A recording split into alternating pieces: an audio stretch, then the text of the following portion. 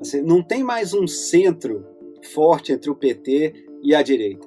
Quem vai ter que fazer um acordo agora com o PFL é o PT, com o equivalente do antigo PFL. Né? Enfim, quem vai ter que negociar com os militares é o PT, quem vai ter que negociar com o empresariado é o PT. O PT vai ter, eu acho que vai ter uma dificuldade até de identidade própria nos próximos anos, caso o Lula ganhe, porque ele vai ter que se tornar mais parecido com o resto do sistema político brasileiro, que para os petistas eu te garanto que vai ser um choque.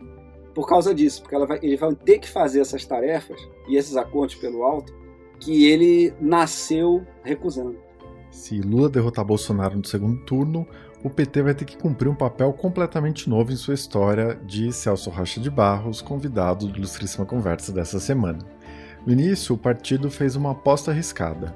Se recusou a participar da democratização pelo alto, a concertação política encabeçada pelo PMDB logo depois do fim da ditadura e preferiu investir na democratização por baixo, reunindo dissidentes do regime militar, movimentos sociais, setores do catolicismo progressista e sindicatos. Hoje, diante do esfacelamento da democracia brasileira, o PT teria que agir de um jeito parecido ao que o PMDB fez nos anos 80, o que não deixaria de ser uma grande ironia histórica. Celso, doutor em Sociologia pela Universidade de Oxford, servidor federal e colunista da Folha, examina em PT uma História o percurso desse que é o primeiro partido brasileiro que nasceu fora do Estado.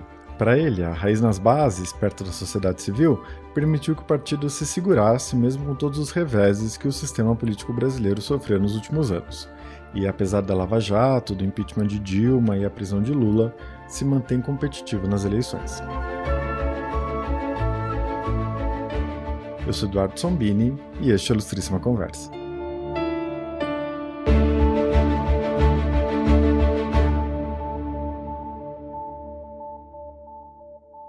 Celso, seja muito bem-vindo à Ilustríssima Conversa. É um grande prazer ter você aqui. O prazer é todo meu, sempre uma honra. Bom, com o perdão da falta de originalidade, eu queria começar pelo começo, né? Você abre o seu livro discutindo aquele lento tricô feito por grupos da sociedade civil e por movimentos sociais nos primeiros anos da redemocratização. Você destaca o novo sindicalismo do ABC, as comunidades eclesiais de base, né, da Igreja Católica Progressista, as organizações marxistas, né, que reuniam sobreviventes da luta armada, e também movimentos de luta por reconhecimento, né, como os de negros e pessoas LGBTQIA+. E aí é super interessante, né, porque como sempre acontece na esquerda, né, e não só na esquerda, claro, ninguém se entendia sobre boa parte dessas questões, né, se era preciso criar um partido, como seria esse partido, né. Mas, apesar disso tudo, você mostra que esse enraizamento nas lutas sociais, né, desses grupos que participaram da criação do PT, produziu o que você chama de basismo, né, que foi algo completamente novo na política brasileira e que moldou a história do PT. Então, para a gente começar, você consegue explicar como era esse DNA petista, né, muito marcado por essa ideia de basismo? Claro, se você pegar as várias forças que confluíram para fundar o Partido dos Trabalhadores, elas eram muito diferentes entre si, muito diversas, mas elas tinham alguns elementos em comum. Uma delas é o que eu chamo do basismo, né? Assim, era uma crença muito forte de que a solução dos problemas estaria em ouvir as bases, em ter uma liderança com pouca autonomia, né? Que tivesse que responder muito diretamente às bases. Então, essa ideia que depois se consolidaria no orçamento participativo de Porto Alegre, essa coisa de decidir o orçamento discutindo com a população e tal, isso aí é a utopia petista, a coisa mais conforme ao projeto original do PT que já teve. Então, e aí esse basismo chegou no PT por várias fontes. Para começar, se você pegar na esquerda organizada, nos marxistas e tal, vários desses marxistas tinham rompido com o Partido Comunista e com outras organizações desse tipo, que eram muito centralizadas, assim, que eram muito hierarquizadas. Então, eles defendiam uma espécie de uma volta a ouvir as bases. Então, você não vai ser o secretário-geral do Partido Comunista que vai resolver as coisas, passar de cima para baixo, ou às vezes não é nem o secretário-geral do Partido Comunista, às vezes é a União Soviética. E aquilo desce linearmente até você e você obedece. Então, era muita gente que tinha passado por essa experiência e não tinha gostado. Inclusive, não tinha gostado dos resultados porque tanto o Partido Comunista Brasileiro quanto o PCdoB estavam numa certa crise ideológica quando o PT foi formado.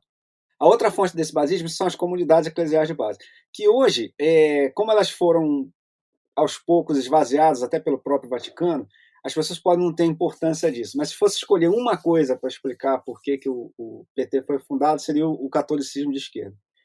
Se você pegar, tem o Djalma Bon, que era o 02 do Lula no Sindicato dos Metalúrgicos, ele diz que as greves do ABC foram 60% por causa da pastoral operária, quer dizer, de padres que atuavam em bairros operários.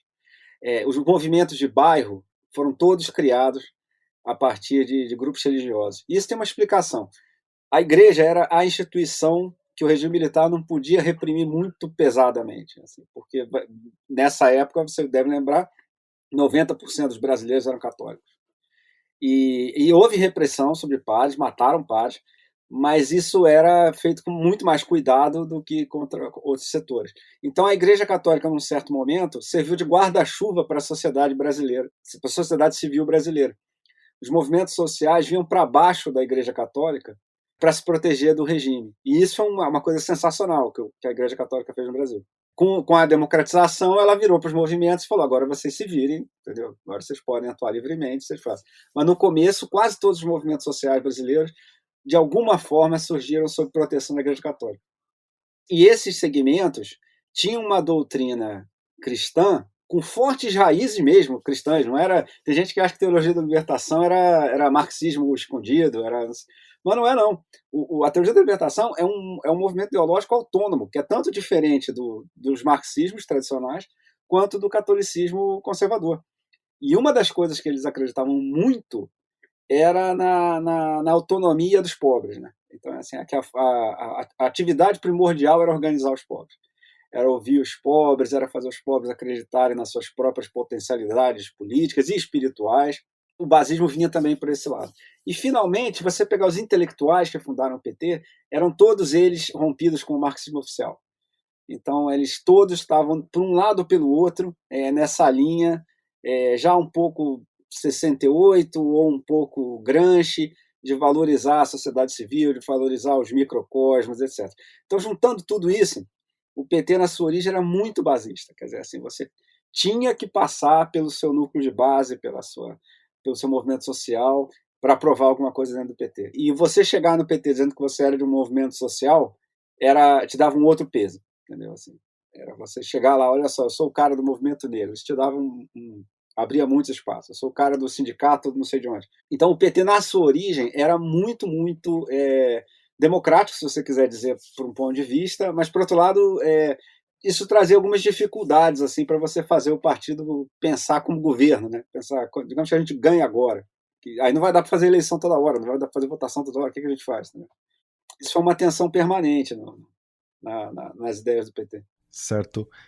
Celso, uma coisa me chamou bastante atenção no seu livro, né? A recusa à narrativa triunfalista, né? Aquela ideia de que a greve da Scania em 78 ou a reunião em Higienópolis em 80, que selou a fundação do PT, eram os primeiros passos, né, de uma longa marcha sem volta da história, né?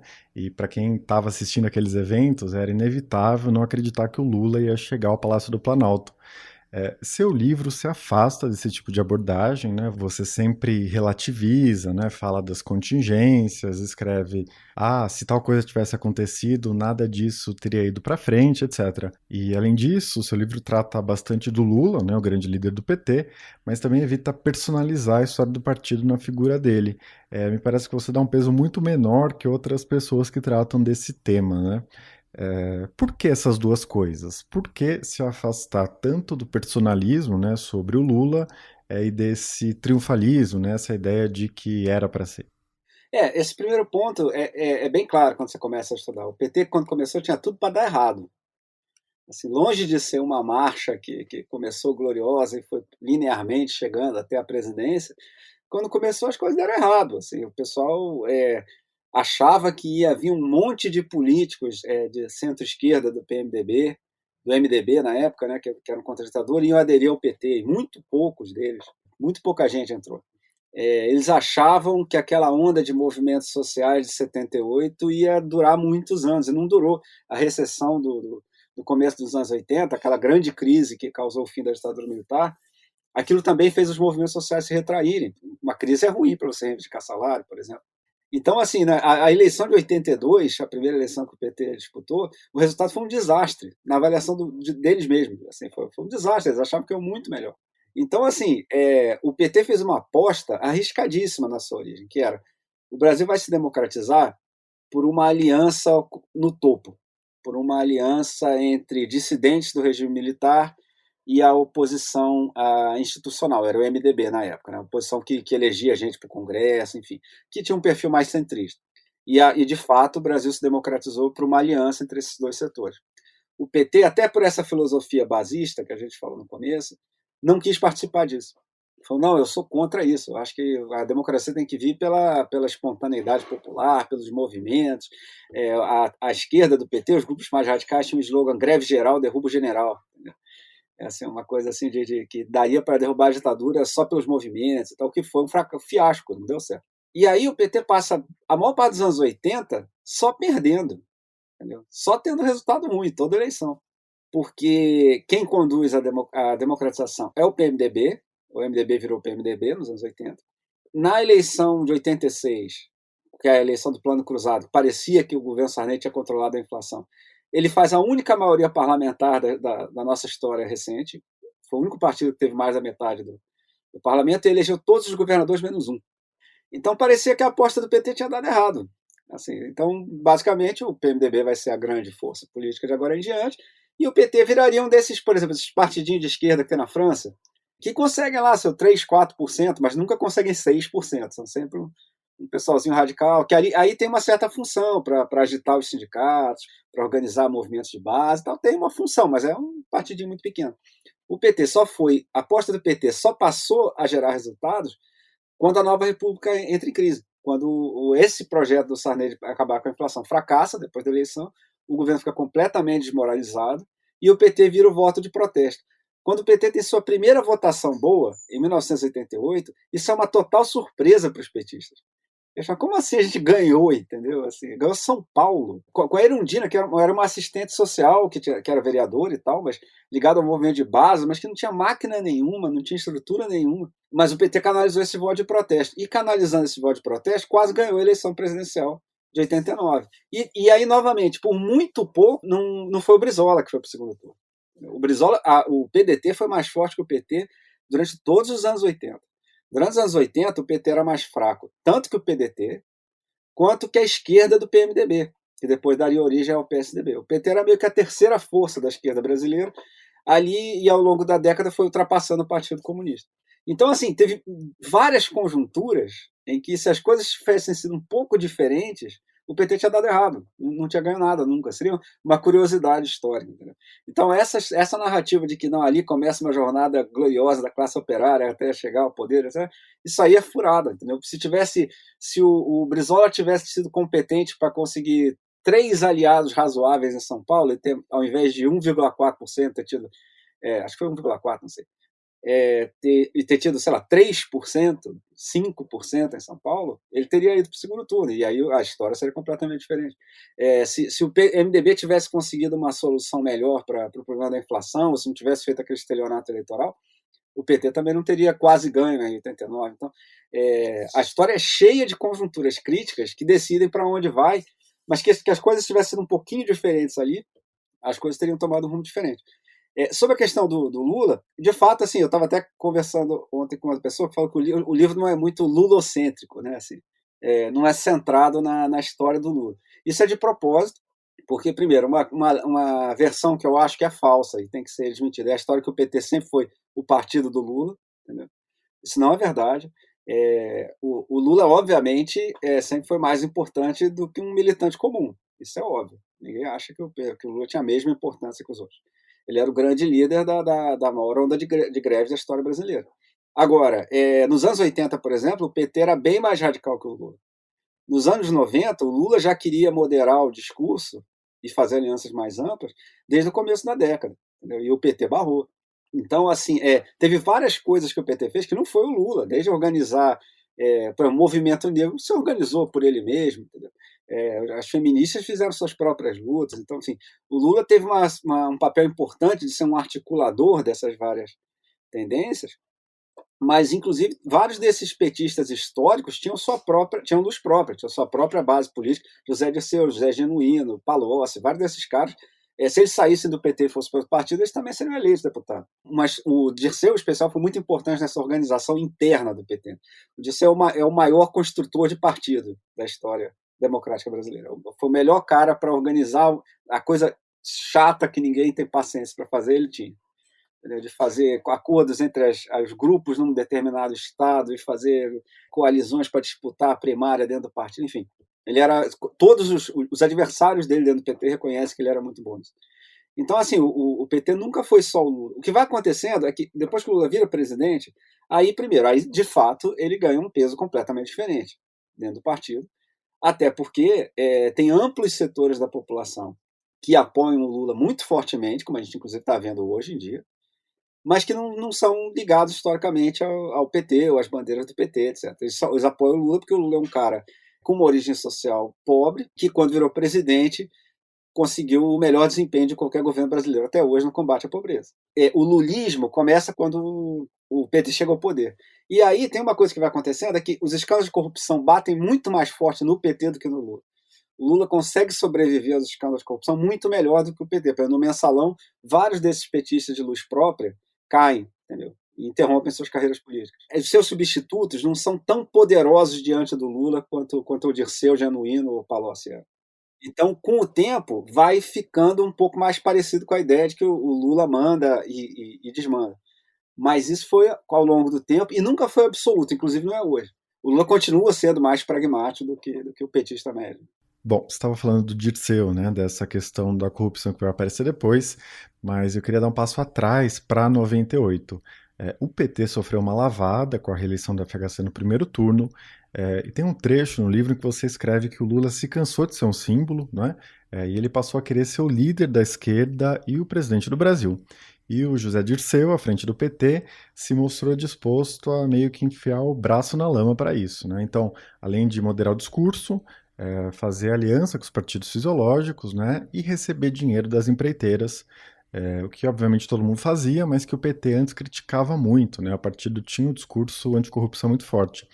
E aí tem uma aspa ótima do Dirceu, né, de uma entrevista que você fez com ele, aliás, o livro é cheio de declarações ótimas, né, em que o Dirceu diz que em 98, né, depois de perder daquele jeito, eles resolveram fazer o serviço bem feito, né. Eu sei que é sempre meio injusto pedir para as pessoas fazerem um balanço a posteriori, né, desconsiderando o que estava em jogo naquele momento, mas olhando para trás, não é? Que tipo de custo e que tipo de benefício você vê dessa escolha do partido de fazer o serviço bem feito para conseguir ganhar as eleições? Isso é uma das grandes questões da história do PT. É impossível responder assim com muita precisão, porque assim, o contrafactual, quer dizer, o que teria sido, é muito difícil de saber. Mas o que me parece claro é que o PT não teria conquistado a presidência ainda por muitos anos. Porque o que acontece em 98, porque o PT quase ganha em 89, porque o governo Sarney estava completamente desmoralizado. Perde para o Collor, mas o Collor se desmoraliza rapidamente também e cai. Então, até esse momento, o PT vem moderando um discurso desde 89, mas com idas e voltas. Com o Plano Real, com o governo FHC, o PT pela primeira vez se depara com um governo funcional, um governo que consegue entregar resultados. E aí não dá para ser mais só voto de protesto, entendeu? Aí você precisa realmente entregar propostas melhores que a do outro cara. A primeira tentativa de fazer isso em 98 é muito tímida, é muito frágil. O PT leva uma surra em 98. A aliança do Fernando Henrique em 98 é a aliança mais poderosa que já disputou uma eleição presidencial no Brasil. É quase todo mundo, quase todos os partidos, quase toda a mídia, quase todo o empresariado, enfim. O Lula quase não concorreu, inclusive. Ele quase falou, gente, isso aqui a gente não vai ganhar. Então, e tinha muita gente que defendia que ele não concorresse. Né? Falava, não, lança um candidato simbólico, assim, até para tornar alguém conhecido, sei lá. Enfim. E ali ficou claro assim, que era muito difícil ganhar das máquinas políticas tradicionais da direita. Elas tinham mais dinheiro, porque elas faziam um acordo com as empreiteiras e com outros grupos empresariais que financiava ilegalmente as campanhas. Ela já era um poder, ela já tinha governos estaduais, já tinham... Isso é uma coisa que é sempre importante lembrar. A classe política brasileira não teve grandes rupturas com a classe política da época da ditadura. Na época da ditadura, a ditadura brasileira tinha uma peculiaridade em comparação com outras, que ela tinha eleições para o legislativo e para prefeituras menores. E a classe política que o Brasil entra na democracia é essa classe política, que é uma classe política fortemente conservadora, porque a esquerda era virtualmente proibida durante a ditadura militar, e é bastante corrupta. E isso por dois motivos. Primeiro, porque na ditadura você teve enormes projetos de investimento, os maiores que já tivemos na história do Brasil, sem qualquer controle social sobre corrupção. É aí que a Odebrecht se faz, por exemplo. Se pegar o livro da Malu Gaspar, está bastante claro. Angra 2 e Angra 3, a ditadura dá para a Odebrecht sem licitação. E quem denuncia é a imprensa alemã, porque a imprensa brasileira não podia. Então, esse sistema que a gente herda da ditadura, esse sistema político, o PT durante um tempo tentou ganhar sem fechar com ele, entendeu? E em 98 fica claro que isso não vai acontecer. Pelo menos no curto prazo, talvez acontecesse dali a 20 anos, enfim, não sei. Tem gente que acha, por exemplo, que se o PT não concorresse à presidência e tivesse investido em acumular cargos no parlamento, né, em fazendo uma bancada parlamentar cada vez melhor, de repente, quando ganhasse a presidência, digamos, em 2014, ao invés de 2002, teria uma maioria parlamentar e não precisaria se envolver com corrupção. Eu até talvez preferisse isso, em grande parte porque eu nunca dependi de Bolsa Família, certo? Mas, assim, um outro aspecto que eu acho é que se o PT deixasse de se mostrar capaz de concorrer na presidencial, eu acho que ele teria sido substituído por outra força de esquerda, que topasse fazer os acordos. Vale lembrar, 98 também é a primeira eleição do Ciro Gomes, que tem um desempenho muito bom para o partidinho pequeno que ele concorre. Na eleição que o Lula ganha, você tem não apenas o Ciro Gomes concorrendo pelo PPS, que é o antigo Partido Comunista, como você tem o Garotinho concorrendo pelo Partido Socialista, e os dois têm votações muito expressivas. Então, você vê, quando o PT ganha a eleição presidencial, já tinha muita gente tentando organizar alternativas de esquerda ao PT, que topavam isso tudo. O Garotinho botou o Eduardo Cunha para trabalhar no governo dele. Quer dizer, não tinha qualquer restrição a fazer acordo com o sistema, com corrupção, enfim. Então, eu acho que é difícil avaliar. Eu, pelo menos, não consigo pensar um cenário que não seja muito diferente do que aconteceu, o que é muito arriscado fazer, corre o risco de você estar fazendo ficção, entendeu? Eu não consigo imaginar um cenário em que o PT não fizesse alguma espécie de concessão nesse aspecto, inclusive fazendo aliança com esses partidos corruptos, né, que sustentavam todos os governos, inclusive sustentam o atual. É bom dizer, o partido com que o PT celebra sua adesão ao sistema político brasileiro é o PL, do Valdemar Costa Neto, que é o partido pelo qual o Bolsonaro está concorrendo à reeleição agora. Então, quer dizer, esse sistema durou e sobreviveu esse tempo todo, né? E depois de 98 o PT resolve fazer essas alianças, faz aliança com o PMDB, metade do PMDB já apoiou o Lula em 2002, mesmo setores do PFL concorreram em apoiar meio silenciosamente, porque tinham rompido com o Fernando Henrique. Então esse foi o momento que o PT falou, bom, a gente agora tem um programa que a gente acredita e a gente vai fazer aliança com quem tem, com quem existe. E a gente vai ganhar dinheiro, vai pagar a campanha com o dinheiro que sempre paga a campanha do Brasil. E isso tudo tem um lado bom, assim, óbvio. As políticas sociais do Lula foram muito bem sucedidas, a política ambiental da Marina Silva foi muito bem sucedida, aliás, é interessante, você vai falar sobre isso depois, e teve vários outros resultados ótimos. Agora, sem dúvida nenhuma, comprometeu o partido eticamente, né? Agora, é difícil, você nunca vai escrever um livro de política sério que não tenha escolhas assim, dramáticas, entendeu? Que não tenha momentos como esse, que o cara teve que fazer compromisso, etc. Bom, Celso, você estava falando agora dessa necessidade de ter uma estrutura de campanha, de se profissionalizar, né? Essa é a palavra de ordem que você traz no livro. Mas tem uma outra questão, que é ter um programa de governo sólido, e você mostra que em 94 ficou bem nítido que o PT era contra muita coisa, mas que em política econômica, por exemplo, né, estava muito atrás da equipe de economistas que bolou o Plano Real. Então, muitos economistas ligados ao PT acreditavam que o Plano Real não ia funcionar e coisas do tipo. Você faz referência à ideia do que fazer, não é, com a herança da era Vargas. E o PSDB, não é, concordando ou não com as propostas do partido, tinha um projeto do que fazer com aquilo, né, que passava pela reforma do Estado e por todas as privatizações. O PT, ao contrário, né, tinha dificuldade em planejar o que colocar no lugar, né, dessa herança da era Vargas. como as propostas programáticas, né, as grandes linhas de um eventual governo, etc., como isso se constituiu ao longo dos anos 90, né, ou como o PT passou de uma postura contra tudo, mas nada para colocar no lugar, até ter algo mais propositivo? Pois é, por exemplo, nos anos 80, como eu disse, o PT não ganhava eleição nenhuma. Então, praticamente não tinha programa de governo. Porque para que ia ter? Quer dizer, assim, tipo, se você pegar agora, por exemplo, o PSTU, por exemplo, eles não investem muito tempo em fazer um programa de política econômica, porque para que eles vão fazer isso? Eles têm menos de 1% na eleição presidencial. Então, o PT era meio isso. Então, assim, o programa econômico era muito vago, entendeu? Era muito assim, a gente vai fazer justiça social, vai ter mais participação do Estado na economia. O programa nunca foi estatização completa, mas sempre teve uma ampla participação para o Estado na economia, mas em termos muito vagos. O Miranda, que é um dos caras que organizava o grupo de economistas do PT durante todos esses anos, ele tem as aspas dele no livro falando assim, não tinha ainda uma visão bem consolidada de se a gente chegar no governo agora, o que a gente faz, entendeu? Depois de 89 é um choque, porque aí eles veem, ih, rapaz, é como se o PSTU quase ganhasse a eleição esse ano. Entendeu? No dia seguinte eles iam falar, bom, agora a gente tem que se preparar, certo? Então, aí começam as discussões mais aprofundadas. É nesse momento, por exemplo, que nasce o Bolsa Escola, que depois vai virar o Bolsa Família. Isso nasceu numa discussão interna do PT, baseado num debate entre o Suplicy, que defendia a renda mínima desde sempre e continua defendendo, e o José Márcio Camargo, que é um economista que era ligado ao PMDB, que se aproximou do PT nessa época e depois se tornou tucano e bastante crítico ao PT. Mas naquele momento ele estava nas discussões do PT e foi ali que foi lançado. As duas primeiras versões que eu encontrei do programa do Bolsa Escola foi um debate entre os dois na página 3 da Folha, aquela página Tendências e Debate. Esse é o primeiro registro histórico que eu conheço da proposta do Bolsa Escola. E, de maneira mais sistemática, é num livro de intelectuais petistas com propostas para a eleição de 94. Então, assim, foi aí que começou esse debate. Agora, a política econômica foi uma coisa que o PT apanhou mais. Por quê? Se você pegar os partidos trabalhistas e social-democratas da Europa, que tem uma história parecida com a do PT, só que 80 anos antes, na hora que eles vão chegar ao poder e vão chegar ao centro, o mainstream, a corrente de pensamento dominante, é o keynesianismo. Então, se você é socialista, você dá um passo para o centro e virar keynesiano, não é muito difícil.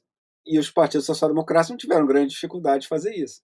E, aliás, isso foi um passo mesmo, porque os partidos social-democratas não são originalmente keynesianos, eles eram marxistas, tinham outras posições. Tá? Agora, quando o PT vai fazer isso, o Muro de Berlim caiu e o neoliberalismo está no seu auge. O problema não é mais como fazer desenvolvimento nacional, é como fazer desenvolvimento nacional inserido na economia global, nas cadeias de produção globais. E cá entre nós, não é só o PT que não inventou um bom programa para isso até hoje, não. A gente até hoje não resolveu esse problema, entendeu? A gente está aqui há 30 anos tentando resolver isso. Governos diferentes, das mais variadas colorações ideológicas, ninguém conseguiu. Então, o PT apanhou muito disso. Assim, porque quando o PT modera, você vê que o reflexo dos caras é, bom, vamos seguir o roteiro, vamos ser keynesiano. Mas o keynesianismo também estava apanhando. Então, os anos 90, o programa do PT é muitas idas e voltas. Assim, você tem concessões mais ao centro, mas você também tem uma defesa do investimento público, uma defesa de participação do Estado, mas assim, em que ponto, até que ponto, com qual gasto público, enfim, isso não era 100% claro. E aí, quando você ganha a eleição, você, na verdade, faz o Ministério da Fazenda mais ortodoxo que o Brasil já teve, né? Foi com o Palocci. E, agora, por outro lado, você vê, para os caras terem começado com o Palocci é porque a doutrina econômica ainda não estava 100% firme na cabeça deles, entendeu? Isso fica mais claro no segundo mandato, porque aí eles combinam manter o superávit fiscal que o Palocci fazia com um investimento público maior. Entendeu? Que é um programa bastante moderado. Assim, se a coisa mais radical que você fez na vida foi o PAC, você não é um radical de esquerda, entendeu? Por outro lado, você vê que tinha um acúmulo de reflexão no PT de política social que dá muito certo quando o Lula ganha a eleição. Entendeu? Porque isso eles fizeram muito bem nos anos 80. Eles ficaram ouvindo cara que estudava pobreza, o cara que estudava lá pobreza rural. Tem um esforço de levar o Lula para o interior do Brasil para ouvir os problemas, enfim, isso aí deu muito certo. Mas você vê que a doutrina econômica do PT, de fato, até hoje, eles não conseguiram achar um programa consistente que seja adequado aos problemas brasileiros atuais e represente bem os interesses que eles gostariam de representar, entendeu? Agora, eu vou dizer isso em defesa deles. Ninguém conseguiu fazer isso muito bem até agora. Sem dúvida. Celso, eu queria te ouvir sobre o debate do lulismo, né, o termo já clássico do André Singer. No livro, você faz toda uma discussão de como o partido foi em direção, né, dos trabalhadores desorganizados, né? Não mais o operário do ABC, mais o desempregado, as pessoas mais precarizadas, etc. E tem uma crítica que se repete, né, desde aquela época, de que o PT se concentrou demais na inclusão pelo consumo, né, via aumento do salário mínimo, via programas sociais, e deixou de lado políticas mais estruturais, né, que poderiam mudar as condições do capitalismo brasileiro, da distribuição de renda no país, né, etc. Como você vê esse debate?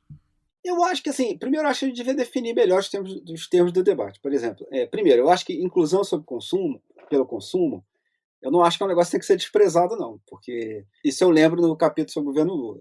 Quando começaram as movimentações no ABC, os melhores especialistas em sindicalismo brasileiro, os caras que mais entendiam de sindicalismo brasileiro, achavam que o sindicalismo do ABC nunca ia ser muito politizado, porque eles tinham os metalúrgicos do ABC tinham um nível de vida melhor do que os dos operários, dos outros trabalhadores brasileiros. E essa previsão deu dramaticamente errada. Então, esse pessoal que acha que o pessoal que passou a consumir com o Bolsa Família, etc., vai ficar despolitizado para sempre, eu acho isso uma previsão arriscada demais, dado o precedente. E eu acho que também não é tão fácil assim você passar da situação do trabalhador completamente miserável para o trabalhador que está em condição, por exemplo, de fazer uma greve e correr o risco de perder o emprego. Então eu acho essa crítica um pouco, acho que ela erra o alvo um pouco. Eu até sei o que eles querem dizer, entendeu? Que é um pouco o que a gente vê hoje em dia, quando você vê que boa parte da chamada classe média do Lula, né, aquele pessoal que passou da classe baixa para a classe média bem baixa, mas já num nível melhor, que é um público, por exemplo, onde os evangélicos são fortíssimos. Quando o PT olha e fala, pô, a gente promoveu esse processo e agora boa parte desse público é bolsonarista, por exemplo. Então eu entendo o que eles estão incomodados com isso. Agora, aí eu acho que a questão é você bolar novas propostas para esses setores.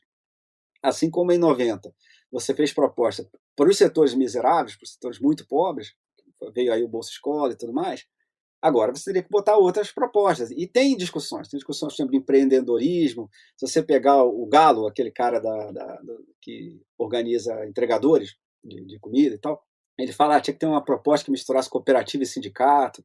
Enfim, eu acho que esses processos ainda estão em gestação, entendeu? Então eu acho que é meio cedo para dizer que isso deu errado, entendeu? Porque essas coisas também não acontecem em 15 dias, não. O sindicalismo do ABC ficou pelo menos uns 15 anos de organização molecular, pequenininha, dia a dia, idas e voltas, concessões, etc., até aquilo virar uma coisa em condição de enfrentar a ditadura. Então, assim, eu não compro totalmente essa ideia de que a inclusão pelo consumo é um negócio que você possa ter uma certa te deixar incomodado com aquilo, entendeu? Assim, eu acho, primeiro, se não tivesse inclusão pelo consumo, eu duvido que você fizesse qualquer outra. Então, assim, ninguém nunca conseguiu fazer uma mega organização da massa de trabalhadores excluídos brasileiros, entendeu? Então, assim, eu acho que a inclusão pelo consumo é um começo, assim, e é uma coisa importantíssima para quem viveu. Assim, em geral, o pessoal que reclama de inclusão pelo consumo é o pessoal que nunca viveu sem consumo, né? Quer dizer, assim, entendeu? Assim, o salto de qualidade de vida, que é você poder, enfim, ter um mínimo de bem-estar material, é um salto civilizacional mesmo. Bom, eu queria chegar nos anos mais recentes, né, pós 2013. Você apresenta essa tese, né, de que todos os eventos traumáticos desde junho de 2013 fazem, de alguma forma, parte de uma crise mais ampla da democracia brasileira, que está conectado ao movimento global de erosão democrática, né? Então, há alguns anos teve aquela onda de livros, né, sobre a morte da democracia. Parece que esse debate refluiu um pouco, mas enfim, essa ideia de que regimes autocráticos avançam em muitos países do mundo e que a democracia está cada vez mais frágil. Como você enxerga essa questão, né? E por que você já disse que a crise política brasileira mal começou? Na verdade, ela tinha mal começado em 2018, né? Que eu acho que é o trecho que tem. É porque por causa do Bolsonaro. Porque se você pegar. O Brasil segue um padrão que é muito. Por exemplo, enquanto o Brasil está tendo 2013, está tendo uma onda igualzinha na Turquia, nas mesmas semanas, que é um país de nível de renda parecido com o nosso. Nessa mesma época, você tem uma série de movimentos que começaram a expressar insatisfação social de maneira bastante vigorosa, que tem um elemento de anarquismo, um elemento de populismo, tudo misturado.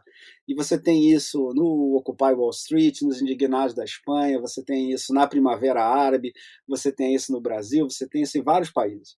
Eu acho que o comentariado político brasileiro é muito autocentrado. e a gente de vez em quando devia prestar atenção se o que está acontecendo aqui não acontece também em outros lugares, né? E aí fica aquele negócio, só no Brasil, que eu digo, não, cara, não é, cara. Aqui do lado tem 5 países em que isso está acontecendo. Eu acho que o 2013, eu acho que foi um protesto desse tipo, foi um momento de que as expectativas estavam bastante altas, porque você tinha toda aquela onda de crescimento dos anos Lula. E as pessoas estavam com a expectativa mesmo que o Brasil ia se tornar um país desenvolvido em pouco tempo, etc. E quando aquilo começa a travar, e a Dilma tenta aquela saída econômica heterodoxa lá e dá errado. E aí você vê que o sistema político não se reformou e tal, aí todas essas coisas vão se acumulando e gera aquela explosão. Esse clima antissistema, aí é como eu disse no caso do PT, várias coisas podiam ter sido diferentes. Basta você pegar, por exemplo, a eleição de 2018. A eleição de 2018, hoje em retrospecto, fica claro que a população queria um candidato antissistema. Mas precisava ser um candidato antissistema que também fosse antidemocrático, que tivesse enraizamento no Exército? Que, por exemplo, se fosse um candidato outsider que nem Luciano Huck, entendeu? Ele também se elegeria com facilidade e, enfim, compraria vacina, entendeu? Assim, e não tentaria golpe de Estado, enfim. E o Luciano Huck foi cogitado a sério por uma ala do PSDB, entendeu? Que, em retrospecto, obviamente tinha razão, que é o pessoal do Paulo Artume, do Espírito Santo. Se você pegar, o PSB tentou desesperadamente lançar o Joaquim Barbosa para presidente. E esses candidatos não conseguiram, não se candidataram, porque eles não conseguiram grandes partidos para concorrer.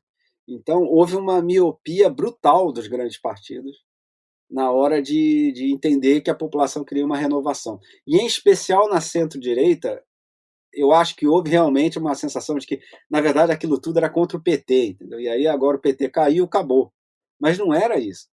O PT foi o primeiro a cair, mas aquela onda de insatisfação continuou, porque os problemas não foram resolvidos. Quer dizer, a Lava Jato pegou todo mundo que articulou o projeto do impeachment. Entendeu? As denúncias continuaram. O Temer foi gravado com o Joesley, o outro teve as malas de dinheiro lá. Então a população continuou insatisfeita e eu acho que houve uma miopia brutal de todas as forças políticas democráticas para a eleição de 2018, para entender que era necessário que saísse do próprio sistema político uma proposta de renovação. Então, assim, eu não acho que o Bolsonaro fosse uma consequência necessária da crise de legitimidade do sistema político. Entendeu? Havia várias respostas possíveis para aquilo. Entendeu? Agora, quando o Bolsonaro ganha, aí a crise muda de patamar por causa do enraizamento do Bolsonaro no Exército. Porque aí você tem, ele tem um ponto de partida para ameaçar a democracia, que é a sua penetração militar. Né? E aí dá um salto mesmo. Quer dizer, assim, o que a gente achava que era a crise da democracia antes de 2018 não era nada comparado ao que veio depois. Né? E, aliás, se o Bolsonaro ganhar agora, aí o que veio até agora não vai ser nada, né, comparado ao que vem agora. Celso, eu queria te ouvir agora sobre os anos recentes do PT, né? Você definiu em uma entrevista recente como um período de grande confusão ideológica, né? Porque primeiro teve o impeachment, e aí o partido passou a denunciar o golpe, né, que eles consideravam que tinham sofrido. Aí veio a possibilidade de entrar no jogo eleitoral de 2018, né? Com a moderação do discurso e uma aproximação com quem eles chamavam antes de golpistas, né? Depois os militantes foram para a trincheira combater a prisão do Lula e hoje o Lula pode voltar à presidência, né? Que fatos você vê de sustentação do PT nesses anos? Porque, como você aponta, não é? Foi uma crise brutal e muitos outros partidos foram praticamente dizimados, não é? O caso do PSDB, por exemplo. E o PT tem uma posição muito mais vantajosa, não é? O que explica isso?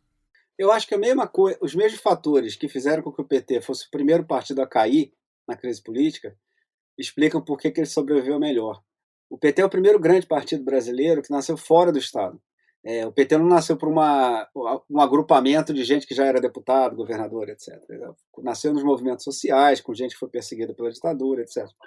Então, o PT tem um pé na sociedade que faz ele ter mais capacidade de sobreviver como oposição. Esses partidos que nasceram no topo, quando eles perdem perspectiva do poder, eles diminuem muito rapidamente, porque, em geral, o pessoal entra nesses partidos para ganhar a eleição. Então, o PT, por um lado, quando veio a Lava Jato, ele tinha muito menos chance de se defender, porque ele não tinha mídia favorável, ele não tinha militar para soltar tweet ameaçando golpe de Estado na véspera de julgamento, ele não tinha o empresariado dando apoio a ele nunca teve nada parecido com a maioria parlamentar, muito menos uma maioria de governadores e prefeitos, então ele era um alvo fácil para a operação. E hoje em dia me parece bastante claro que o pessoal como o Moro e Dallagnol se empolgou derrubando o PT e achou que ia ser tudo daquele jeito, né? Que os outros iam ser assim também, não foram. Por outro lado, depois de cair, o PT tem uma base social para a qual voltar.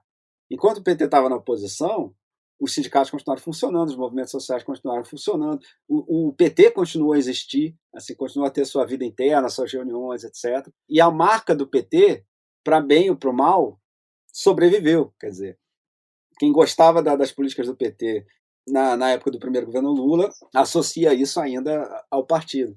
Então, eu acho que hoje em dia, quando você vê o resultado da última eleição parlamentar, você vê que os grandes derrotados da crise política brasileira, que dura quase 10 anos, foi a centro-direita, que na época do impeachment parecia que ia ser a vencedora. E eu acho que isso se deu porque, primeiro, ela não entendeu que aquilo ali não era uma crise do PT, que aquilo era uma crise do sistema. E, em segundo lugar, porque ela não tem essas raízes fora do Estado, fora do parlamento. Fora... O PSDB, por exemplo, era uma espetacular reunião de grandes líderes parlamentares, né? Talvez a melhor da história brasileira. Mas era uma reunião de líderes parlamentares. Então, se esses caras perdem a eleição, acabou. E eu acho que o PT, justamente por ter esse pé fora do Estado, que dificultou muito a vida dele quando ele era governo, por outro lado, facilita a vida dele quando ele é oposição. Assim, ele sobrevive melhor sem ter o orçamento público a seu favor. Bom, a gente precisa encerrar daqui a pouco, né? Mas eu não posso deixar de te perguntar sobre isso, né?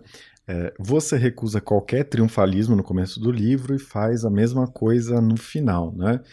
Você escreve que, se for eleito, o Lula vai ter que enfrentar condições terríveis e que a tarefa histórica do PT nesse momento é liderar um grande acordo nacional, né, para refundar a República, muito parecido com o que o PMDB fez nos anos 80.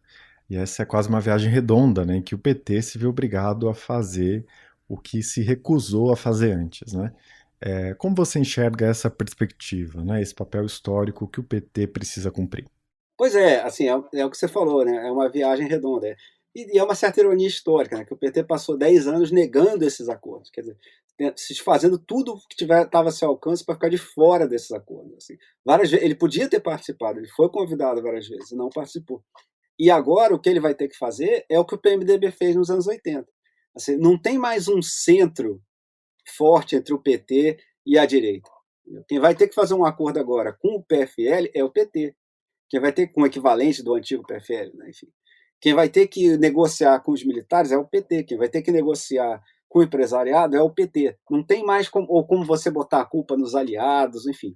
O PT vai ter, eu acho que vai ter uma dificuldade até de identidade própria nos próximos anos, caso o Lula ganhe, porque ele vai ter que se tornar mais parecido com o resto do sistema político brasileiro, que para os petistas eu te garanto que vai ser um choque. E eu torço para que eles consigam desempenhar essa tarefa sem se descaracterizar totalmente. Né? Mas vai ser um desafio, porque, de fato, boa parte das coisas que precisam ser feitas, muitas são medidas que são defendidas pelos economistas de centro, etc. Nem todas, talvez, mas várias são. Então, os próximos anos vão ser um desafio para a autorreflexão do PT, eu acho. Por causa disso, porque ele vai ter que fazer essas tarefas e esses acordos pelo alto que ele nasceu recusando. Celso, a gente está falando aqui da possibilidade do Lula se eleger agora no segundo turno, né? Eu sei que tudo pode mudar a qualquer momento, mas como você está vendo o cenário eleitoral hoje, né? Quais chances tem o Lula diante desse resultado do primeiro turno, né? Que foi muito mais positivo para o Bolsonaro que as pesquisas apontavam, um Senado com muito mais apoiadores do Bolsonaro eleitos, né? Enfim, o que você vê até o segundo turno? Bom, eu acho que, em primeiro lugar, assim, a análise política precisa de dados, né? E se as pesquisas estão erradas, é difícil fazer uma projeção. Porque, por exemplo, se esses números das pesquisas estiverem certos, o Lula já ganhou. É muito difícil virar essa diferença. Agora, tão certos, a gente sabe se estão certos. Então, assim, é complicado assim, fazer uma projeção por causa disso. Nem acho que seja porque essa corrida política seja mais complicada que as outras, não. Mas, de fato, alguma coisa errada aconteceu com as pesquisas e tornam difícil a gente fazer uma projeção. Agora, o que me parece é que, acho que foi o Mauro Paulino que falou isso, diretor da Datafolha, que disse que essa eleição é completamente diferente das outras, porque é um presidente contra um ex-presidente.